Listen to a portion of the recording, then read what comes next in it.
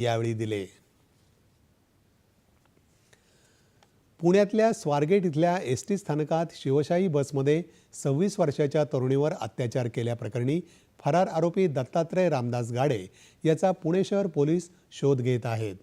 एकूण 13 पथकं आरोपीला पकडण्यासाठी तैनात करण्यात आली आहेत। यामध्ये गुन्हे शाखेच्या युनिटची 8 पथकं आणि स्वारगेट पोलीस ठाण्याची 5 पथकं आरोपीच्या शोधात आहेत। जिल्ह्याबाहेरही पथकं पाठवण्यात आली आहेत अशी माहिती पुणे पोलिसांनी दिली। त्याचबरोबर आरोपीला पकडणाऱ्या व्यक्तीला 1 लाख रुपयांचं बक्षीसही पोलिसांकडून जाहीर करण्यात आलं आहे।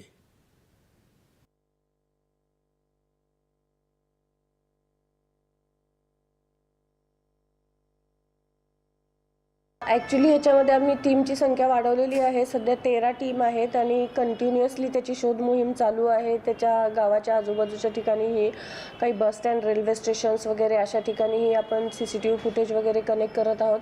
त्याचबरोबर तांत्रिक विश्लेषणावरून त्याच्या कॉन्टॅक्ट्समधले जे लोक आहेत त्यांच्याकडेही इंटरोगेट करत आहोत। त्याच्या फॅमिलीच्या लोकांनाही आपण चौकशीसाठी हे घेतलेलं आहे, ताब्यात घेतलेलं आहे। त्याचबरोबर आता माननीय आयुक्त सरांनी 1 लाखाचं बक्षीसही जाहीर केलेलं आहे या केसमध्ये। जो कोणी, कारण तो जर आजूबाजूला त्याच्या गावाच्या वगैरे फिरत असेल तर त्याला पकडून देण्याच्या दृष्टिकोनातून 1 लाखाचं बक्षीसही या केसमध्ये जाहीर केलेलं आहे। फॉरेन्सिक बसचं ॲनालिसिस वगैरे ह्या सगळ्या गोष्टी चालू आहेत।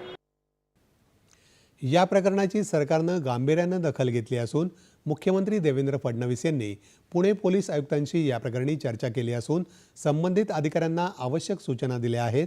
महिला प्रवाशांच्या सुरक्षेसंदर्भात आज मंत्रालयात बैठक बोलवण्यात आली आहे। आरोपीला फाशीशिवाय दुसरी शिक्षा असू शकत नाही असं उपमुख्यमंत्री अजित पवार यांनी म्हटलं आहे।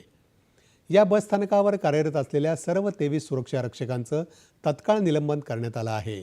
येत्या 7 दिवसात या प्रकरणाचा सविस्तर अहवाल सादर करण्याच्या सूचना सरनाईक यांनी दिल्या। स्वारगेट इथले सहाय्यक परिवहन अधीक्षक आणि बस डेपो व्यवस्थापक यांच्या विरोधात विभागीय चौकशीचे आदेशही दिले आहेत। चौकशीत दोषी आढळल्यास त्यांना निलंबित करण्याचे निर्देश परिवहन मंत्र्यांनी दिले आहेत। तसंच स्वारगेट बस डेपोवर नियुक्त केलेल्या सर्व सुरक्षा कर्मचाऱ्यांच्या जागी नवीन सुरक्षा कर्मचारी लावण्याच्या सूचना दिल्या आहेत। पुणे स्वारगेट बस स्थानकावर शिवशाही बसमध्ये तरुणीवर झालेल्या अत्याचाराची राष्ट्रीय महिला आयोगानं देखील स्वतःहून दखल घेतली आहे। याचबरोबर राष्ट्रीय महिला आयोगाच्या अध्यक्ष विजया रहाटकर यांनी या घटनेचा निषेध नोंदवत तत्काळ कारवाईचे आदेश पोलिसांना दिले आहेत।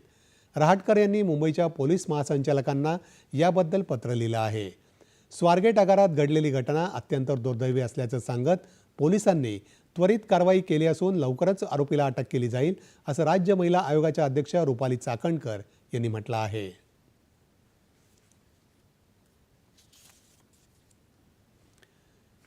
संरक्षण संशोधन